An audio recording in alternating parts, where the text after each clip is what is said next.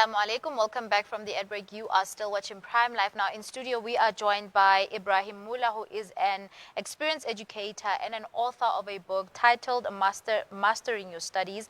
Now today Ebrahim will be discussing his book, which offers valuable insights and strategies to enhance learning and personal growth. Now, drawing from his 20 years of teaching experience, he'll share stories of students who overcame self-doubt and actually achieved success through his guidance. And he'll also walk us through the key aspects of his approach, helping us understand how to unlock our full potential in both academics and in life. Assalamu alaikum. Jazakallah so much for joining us on Prime Life, and welcome. Wa alaikum salam. Thanks for having me. You are welcome. Now, can you tell us, what inspired you to write a book titled Mastering Your Studies? It came from a personal experience. February last year, one of my good friends' daughter had an issue, grade 11. So we had a chat, spoke to her, and within 2 1-hour sessions, I could see the impact that my guidance had on her. And I thought to myself, how many more kids can I impact and try and reach out to and assist? And that's when I decided to put pen to paper and to share whatever I've learned and taught kids with during my 20 years of tutoring. That's very interesting. Now, I want us to break down this book exactly, to what exactly are you talking about when you're saying mastering your studies? Is it psychological also? What aspects can readers, look forward to when buying this book? So there's a lot. It begins with mindset. I think that's the most important part of any learner's educational journey. In the book, I speak of brain food, exam techniques, learning techniques. So it's a lot of it is about mindset, to get yourself on that level where you back yourself, you believe in yourself, and then just to go to your purpose, and then to fuel that journey by having the correct foods to eat, exercise, your spiritual foundation, and of course exam technique. It's very important. Many students might know content, but when it comes to exam, how do you deal with exam pressure? How do you deal with your own sort of internal stresses? So the book is pretty much dealing with a lot of sort of nitbits of information, and I find it to be holistic. That's quite inspiring. And I know in the beginning you did mention like just a little bit of a story of someone who actually took your advice, implemented it, and saw a difference. Now, but I want you to take us through like another story whereby someone read the book and actually came back to you to say, hey, listen, this actually changed my life. So I've got 2 stories that come to mind. Great. One is from an actual student, and the other is from a parent. For a student, it was just lacking hope. Kids are, have so much of peer pressure, and he felt lost, and just didn't know what to do. And he read the book. He eventually reached out to me and he said, look, I can have a chat. And when I spoke to him, he said the one thing he found this book gave him was a sense of hope. For a parent perspective, they said there's a chapter in there I discuss about how parents can, sort of change their approach. And one parent told me in particular, look, I took that advice and I saw the change not only in my child's progress, but also in my personal relationship with my child. So that was something quite humbling as well. That's a beautiful story there. Now, I want us to talk about, different teaching techniques. How do you tailor them to make sure that they address different, learning styles, but also different challenges? Because, you've got students that come from like different backgrounds, they've been introduced to education in a very different way. So how do you make sure that this book, or how did you make sure that the book itself is going to address everybody's, challenges regardless of their learning styles or the challenges that they may be facing based on their backgrounds? Sure. There wasn't any scientific reasons or methods behind this. It just came from pure passion and most importantly, pure purpose. And what I try to unlock is that for kids to understand that as an individual, you have a purpose, you have a vision, and you have talent. And that's all I wanted to do. I wanted to keep it simple and just make kids understand that I believe in them. They've got talent. They just needed to be guided and focused on. And once that happens, they just switch on, and it became such an amazing journey. You'll see in the book, it's written in very plain English. I use emojis in there. Oh, that's interesting. Just to get people more sort of interacting, and it's a very personal thing. Like obviously I wrote the book, which is cool, but even the design cover, the website, everything is personal. because I wanted people to feel that connection between myself and them. And all I wanted to share in that connection is the fact that you have a talent, you have a purpose, just go out and get it. And alhamdulillah, it worked very, very well. That's fantastic. Now, I want us to maybe, if you can share with us the most common reasons why students might find it difficult to study. Distraction. Distraction. Distraction. They're not focused. And I say this with respect, there's so much that's distracting their attention. Yeah. And when that happens, they lose focus. So if that's the one thing I could, encourage people to do is to try and build good habits. Habits build discipline. Discipline builds focus. And I think if we can get that right, I mean, obviously with social media, it's a no-brainer. Kids are distracted. They are so talented. But because they don't have that consistency, that persistence, that discipline, that focus, I think that's where they're going to just work on a lot of it. And of course, mindset, believe in themselves. And what role do you think confidence plays in the student's ability to succeed? Quite a bit. If you believe in yourself, you don't necessarily believe the noise around you. So I think what's important, and in the book, I focus a lot on that. In fact, even when I tutored students, if I had a 45-minute lecture session, for example, I'd spend maybe the first 15 minutes tweaking and building their confidence. Because once you have confidence, you can pretty much do anything you want. So I think it's of paramount importance that as community, as large as that, we support and we offer that encouragement so that our learners can build that confidence from within and take it out into the world and show their talent.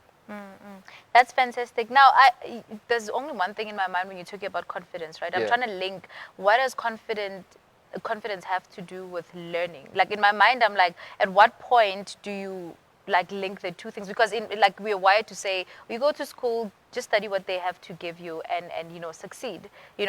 Why does, because confidence has to do with how you feel about yourself. How does that now pour into your education? Okay, so you made a very important observation. You asked the word what in that sentence. I'm teaching you the why. I'm teaching you the how. Those things are personal. Your why is personal. So when you study, you shouldn't study because the syllabus says so or the teacher says so. Because you want to get some knowledge that you're going to regurgitate in an exam and then you pass. Learning is a personal thing. The more you know, the more you can do. The more you know, the more confident you become in your abilities to do. So that's why I think it's very important that confidence becomes a pillar. And I speak from personal experience.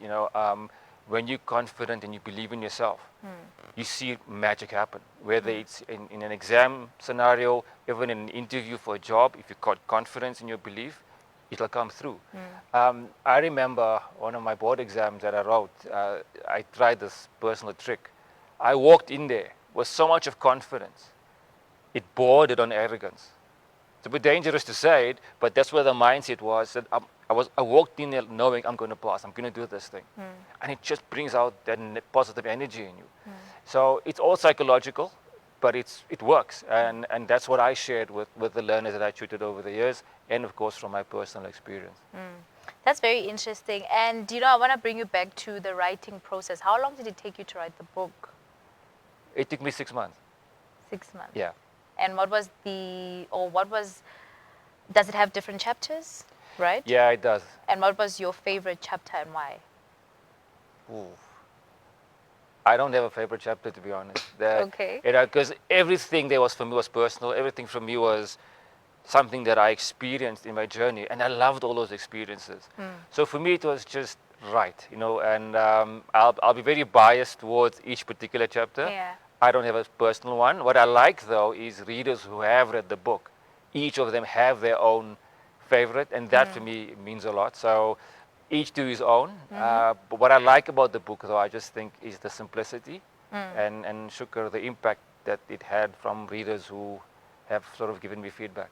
I mean, that's fair. That's fair, because if it comes from your personal experiences, I don't think you would know which one is your favorite, because everything was poured from your personal experiences and Yeah. things that matter to you. But then, I want you to give us any universal tips that, viewers right now can take, not only for students, but, tips that they can apply in their personal lives, whether careers that they're running or whatever, I don't know, life that they're living, that they can also take away from the book. Besides you giving it to us, things that they can also find within the book.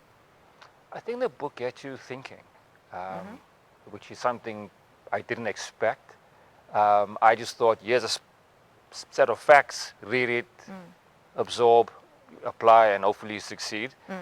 What I found was people got back to me and they said, well, I actually learned this about myself as an individual. Okay. The book isn't necessarily going to teach you how to solve for X, quite frankly, right? It's going to be, it helps solve for Y, because Y matters more for me. Like, why are you doing this? Right? So I want to switch you on as a learner, because we are eternal students. And I just want you to have that sense of hope. That, listen, as a reader of the book, I can do this. I have so much skills that the Almighty has blessed us with, right? And you don't want to live a life of existence. So I want to sort of switch that mindset on to say, listen, as an individual, I am worth something. I've been created by the Lord, therefore I have worth. And so this book will take you on a journey to say, let's reinforce your worth, but let's push your boundaries to do even better in a simple, effective manner. And for me, I want learners just to understand that, listen, man, life is short. Just enjoy it. Be the best version of yourself, because there's only one version of you. So you might as well do your best and be your best. That's powerful. Thank you so much for sharing that with us. Now, for those who are interested in purchasing the book, where can they find it? Okay, so there is a website. I'm not sure if you got the address or if I can give it now. Please give it now. Yes. All right, so it's quite long. So the shortened version is empowerment.co.za, but it's spelled differently. The mint part is not spelled M-E-N-T, it's spelled M-I-N-T. Okay. So it's empowerment.co.za, Mint. Okay. and you can order the book online and I'll get it delivered to you. Just a short story on why it's called empowerment. I was about to ask. Oh, okay. Yes. So if you look at the spelling of the word empowerment, E-M is my initials. Okay. Empower is what I want to do for society. And mint being a fresh flavor, I thought it's a fresh way of looking at how to empower students or people in particular. So that's how the genesis of that word came about. That's very interesting. I mean, thank you so much for joining us, Ebrahim. It was very interesting to find out about, the process of writing the book and everything that we can expect from reading the book itself. And good luck with everything else. And just before, I know I said the last questions. Can we expect any book coming from you? Is there any hope within the writing sector for you? Is there more that we can expect? Yeah, so this is sort of the first book that I've kind of authored.